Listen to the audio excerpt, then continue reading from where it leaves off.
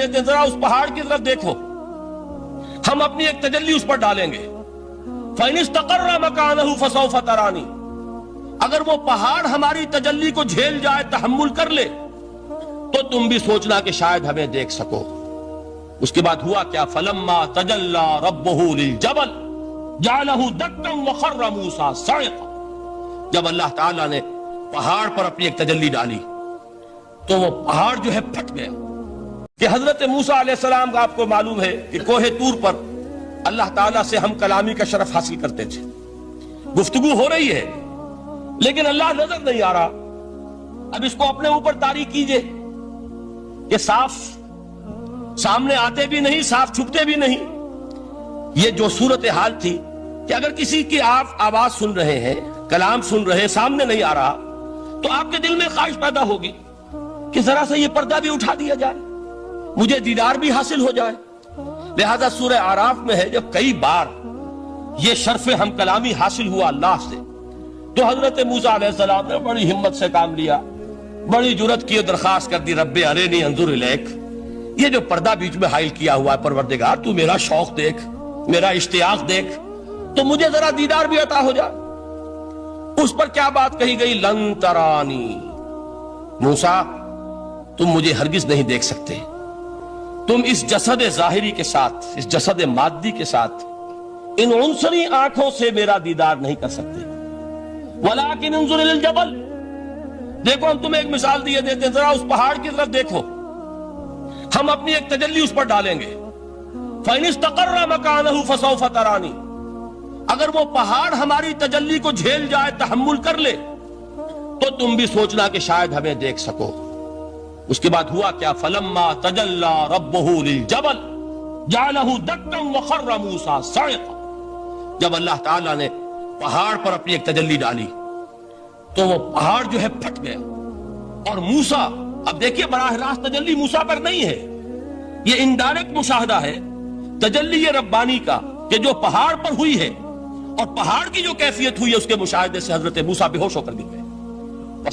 وَصَعِقَ مُوسَىٰ خَرَّ مُوسَىٰ صَعِقًا، یہ ہے وہ مثال جو یہاں دی ہے قرآن کے لیے۔ لَوْ أَنزَلْنَا هَذَا الْقُرْآنَ عَلَىٰ جَبَلٍ لَرَأَيْتَهُ خَاشِعًا مُتَصَدِّعًا مِنْ خَشْيَةِ اللَّهِ، نتیجہ کیا نکلا؟ انفر کیجئے، استدلال، استنتاج، نتیجہ یہ نکلا کہ جو تاثیر تجلی ذات ربانی کی ہے وہی تاثیر کلام ربانی کی ہے، صرف یہ ہے کہ ہمیں اس کا شعور نہیں، ہمیں اس کا ادراک نہیں۔ یہ بالکل ذات کی تجلی کی جو تاثیر تھی وہی قرآن خود بیان کر رہا ہے کہ اس کلام ربانی کی بھی۔ اس کو بھی علامہ اقبال نے خوب کہا ہے، فاش گویم آنچ در دل مزمرست، صاف کہہ دیتا ہوں جو کچھ میرے دل میں ہے، این کتابیں نیست چیزیں دیگر است، اسے کتاب نہ سمجھ بیٹھنا قرآن کو، یہ کتاب نہیں ہے، کچھ اور ہے۔ کچھ اور کیا ہے؟ مثل حق پنہاں ہم پیداستو، زندہ پائندہ گویاستو، یہ تو جیسے اللہ تعالیٰ کی ذات ہے، مثل حق، ذات حق سبحانہ و تعالیٰ کی طرح یہ زندہ ہے، پائندہ ہے۔ مثل حق، پائندہ گویاستو، یہ جو ہے زندہ ہے، یہ متکلم ہے، کلام نہیں ہے۔ کل صفات ربانیہ جو ہیں ظاہر اور باطن، مثل حق پنہا، ظاہر و پنہا، اور حی و قیوم جیسے اللہ کی ذات ہے، وہی صفات اس کلام کی ہیں۔ اور اس کے بعد وہ شعر آیا تھا جو میں پہلے سنا چکا ہوں، چون بجاں در رفت جاں دیگر شود، جب یہ قرآن کسی انسان کے اندر سرایت کر جاتا ہے، اس کے دل پر نازل ہوتا ہے۔ دیکھیے یہ الفاظ آپ کو کہیں اور نہیں ملیں گے۔ میرے نزدیک جہاں علامہ اقبال اس دور میں قرآن کی عظمت کا سب سے بڑا ثبوت ہے، وہاں عظمت قرآنی کے سب سے زیادہ واقف اور اس کا سب سے زیادہ شعور رکھنے والے بھی علامہ اقبال۔ یہ الفاظ آپ کو کہیں نہیں مل سکیں گے کہ مثل حق پنہاں ہم پیداستو، زندہ و پائندہ گویاستو، چون بجاں در رفت جہاں دیگر شود، جہاں چو دیگر شد جہاں دیگر شود۔ جب یہ انسانوں کے اندر سرایت کر جاتا ہے، ان کے اندر ایک انقلاب آ جاتا ہے، اور یہ اندر کا انقلاب ہے جو ایک عالمی انقلاب کا پیش خیمہ بنتا ہے۔ آپ آرڈیننس کے ذریعے سے نمازیں پڑھوائیں گے تو پھر نماز وہی پڑھی جائے گی جو آفس ٹائم میں آئے گی، باقی اور کیوں پڑھیں گے؟ وہ تو آرڈیننس کے ذریعے سے پڑھائی جا رہی ہے نا۔ اس کا حشر تو وہ ہوگا جو ہمارے ہاں دیکھا جا چکا ہے. اور اس وقت بھی اس زمانے میں نے یہ سنا ایک جگہ کہ کلاس 4 امپلائیز جو ہیں وہ شروع میں جب آرڈیننس نافذ ہوا تھا ہمارے ہاں تو دفتروں میں بڑا اہتمام ہوا, آفیسرز نے خاص طور پر بڑے اہتمام سے ظہر کی نماز پڑھنی شروع کی. لیکن مجھے بتایا گیا کہ کلاس 4 امپلائیز جو ہیں ہمارے, یہ ڈرائیورز ہیں, پیئنز ہیں, یہ کھڑے ہنستے رہتے ہیں, شریک نہیں ہوتے. میں نے ان سے کہا وہ اس لیے کہ انہیں معلوم ہے کہ آپ بھی تو یہی پڑھ رہے ہیں صرف نماز, باقی آپ کے ڈرائیور سے اور آپ کے خانسامہ سے یہ بات چھپی ہوئی نہیں ہے کہ عصر آپ نے بھی نہیں پڑھنی, یہ صرف زور ہے جو آپ پڑھ رہے ہیں. تو یہ اصل میں اندر کا انقلاب جب تک نہ آئے, باہر کا ٹھوسا ہوا انقلاب وہ تو جب پریشر ہٹ جائے گا تبدیلی ختم ہو جائے گا. چون بجاں در رفت جہاں دیگر شود, اندر انقلاب آئے, جب اندر تبدیلی ہو جائے گی اب انسان کا پورا وجود بدلے گا, پھر اس کے اندر سے تبدیلی جو ہے وہ ابھرے گی, اسے کسی خارجی دباؤ کی ضرورت نہیں ہوگی. جہاں چو دیگر شد جہاں دیگر شود. اور جب انسانی شخصیتوں کے اندر یہ انقلاب اندر سے آتا ہے تو پھر وہ عالمی انقلاب بنتا ہے, جیسے کہ محمد رسول اللہ کا انقلاب. واقعہ یہ ہے کہ اگر جوش کانسپیریسی, عبداللہ ابن سبا کی سازش اگر کامیاب نہ ہو گئی ہوتی اور مسلمانوں کے اندر آپس کا اختلاف اور سرپٹول نہ ہو جاتا, جو حضرت عثمان کی شہادت, پھر حضرت علی کی شہادت رضی اللہ تعالی عنہما, اور حضرت علی کی دوران خلافت یہ آپس کے جو جنگیں ہوئی, جنگ جمل, جنگ صفین, جنگ نہروان, اگر یہ نہ ہوئی ہوتی تو جس سپیڈ کے ساتھ اور رفتار کے ساتھ انقلاب محمدی کی توسیع ہو رہی تھی علی صاحب الصلاۃ والسلام, کوئی طاقت دنیا میں نہیں تھی. اقبال نے اس کا بھی نقشہ کھینچا ہے کہ تھمتا نہ تھا کسی سے سیل رواں ہمارا, وہ سیل رواں تھا, کوئی روکنے والا نہیں تھا. انٹرنل سیبوٹاج وہ ہے کہ جس نے اس انقلاب کا راستہ روکا ہے. تو واقعہ یہ ہے کہ وہ اندرونی انقلاب حضور نے برپا کیا قرآن کے ذریعے صحابہ میں. اندر سے جو انقلاب تھا اس نے عرب میں ایک انقلاب کی شکل اختیار کی, اور یہ انقلاب جو ہے اتنی اپنے اندر قوت رکھتا تھا, اتنی پوٹینشیلٹی تھی اس کی کہ وہ 20 برس کے اندر کہاں آکسس دریائے جیہوں, کہاں اٹلانٹک, تصور تو کیجیے تاریخ میں اس سے پہلے اتنی بڑی کوئی مملکت قائم ہوئی نہیں. کہاں یمن اور کہاں ایشیا کوچک, ایشیا مائنر ٹرکی, یہاں سے وہاں اور وہاں سے یہاں, اتنی عظیم مملکت حضرت عثمان رضی اللہ تعالیٰ عنہ کے خلافت میں ہو چکی تھی. یہ بات اگر یہ چلتا معاملہ آگے تو کوئی قوت اب نہیں رہی تھی. سلطنت روما ختم ہو چکی تھی, سلطنت کسرا ختم ہو چکی تھی, پرختے اڑ گئے تھے. اب کون سی طاقت رہ گئی تھی جو سیلاب کا راستہ روکتی؟ یہ وہ یہودی سازش ہے جس نے اندر سے سیبوٹاج کیا. بہرحال یہ ہے انقلاب محمدی کا طریقہ, اندر سے تبدیلی. اسی کو علامہ اقبال نے کہا ہے, تیرے ضمیر پہ جب تک نہ ہو نزول کتاب, گرہ کشا ہے نہ راضی نہ صاحب کشاف. یہ قرآن اب بھی تم ایسے محسوس کرو کہ جیسے تمہارے دل پر نازل ہو رہا ہے. اور مجھے یاد آیا امام ابن قیم رحمت اللہ علیہ, ان کا ایک بڑا پیارا جملہ ہے.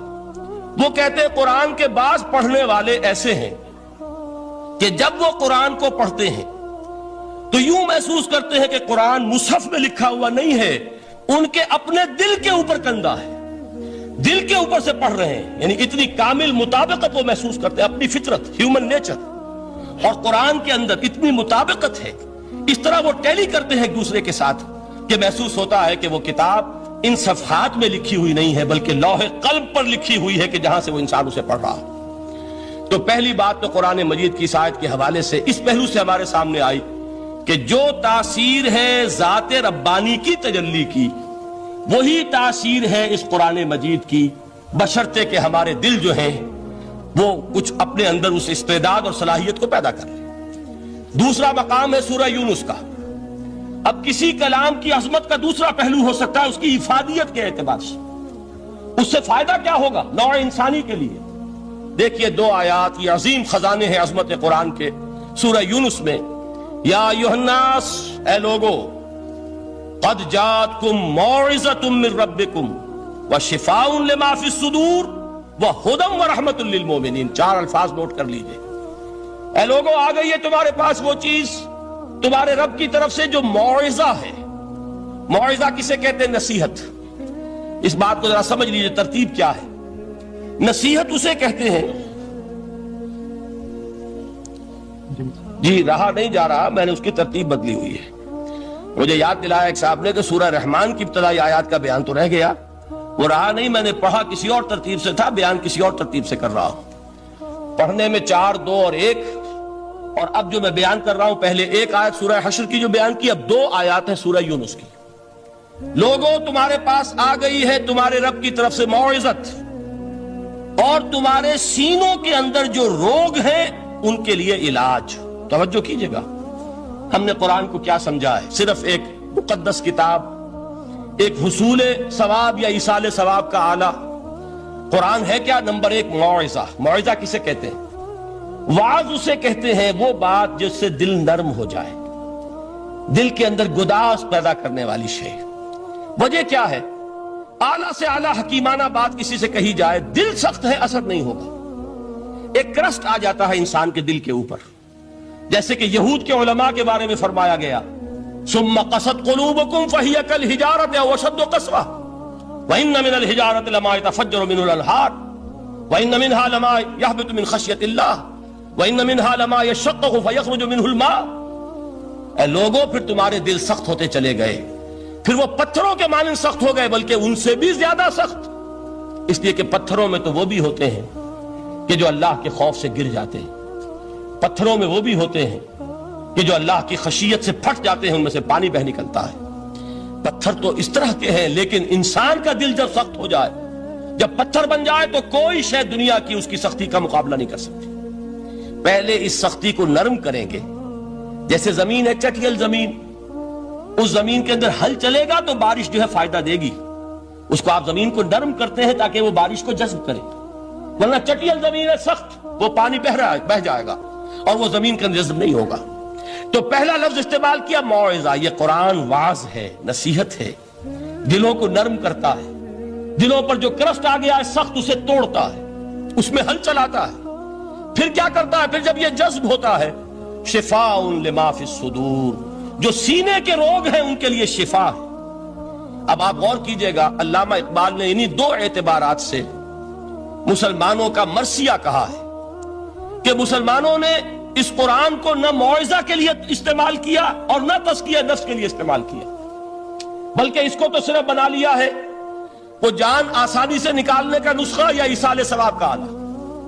چنانچہ کہتے ہیں واعظ کے لیے واعظ دستاں زنو افسانہ بند۔ واعظ جو ہے ہمارے داستانے کہتے ہیں، افسانے کہتے ہیں، قصے کہتے ہیں، لطیفے کہتے ہیں۔ معنی او پست و حرف او بلند، اس کے بیان میں معنی تو ہوتے ہیں بہت ہی گھٹیا، نیچے کے، پست، الفاظ کا شکو ہوتا ہے، الفاظ بہت اونچے ہوتے ہیں۔ از خطیب و دیلمی گفتارے او با ضعیف و شاذ و مرسل کارے او۔ سارا واعظ و نصیحت جو ہو رہا ہے وہ ضعیف حدیثوں کے ذریعے سے، ضعیف روایات بخاری کی ہو، مسلم کی ہو، ترمذی کی ہو، ابن ماجہ کی ہو۔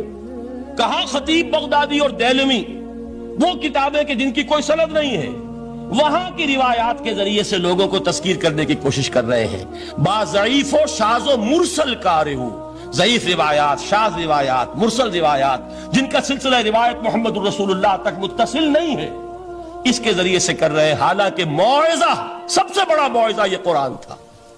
قرآن کہتا ہے خود فذکر بالقرآن من یخاف وعید۔ اے محمد صلی اللہ علیہ وسلم، آپ اس قرآن کے ذریعے نصیحت کیجئے۔ یہ قرآن ہے جو دلوں کی سختی کو ختم کرے گا، گداز پیدا کرے گا۔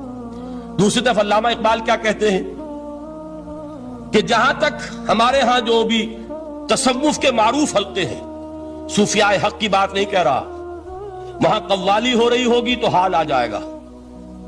صوفی پشمینہ پوشے حال مست، از شراب نغمہ قوال مست۔ قوال سے جو کچھ مل رہا ہے، حال آ رہا ہے، مستی آ رہی ہے، کیف اور سرور حاصل ہو گیا ہے۔ صوفی پشمینہ پوشے حال مست، از شراب نغمہ قوال مست۔ لیکن یہ کہ اس کی محفل میں در نمی سازت بقرآن محفلش، اس کی محفل میں قرآن کا کہیں گزر نہیں ہے۔ جبکہ محمد الرسول اللہ صلی اللہ علیہ وسلم کی بھی ایک محفل ہوتی تھی، محفل سماع۔ وہ محفل سماع کیا تھی؟ حضور صحابہ سے فرمائش کر کر کے قرآن سنتے تھے۔ حضرت عبداللہ ابن مسعود رضی اللہ تعالیٰ عنہ کی روایت موجود ہے کہ مجھے ایک مرتبہ حکم دیا حضور نے کہ قرآن سناؤ۔ میں نے عرض کیا حضور آپ کو سناؤں؟ آپ پر تو نازل ہوا ہے۔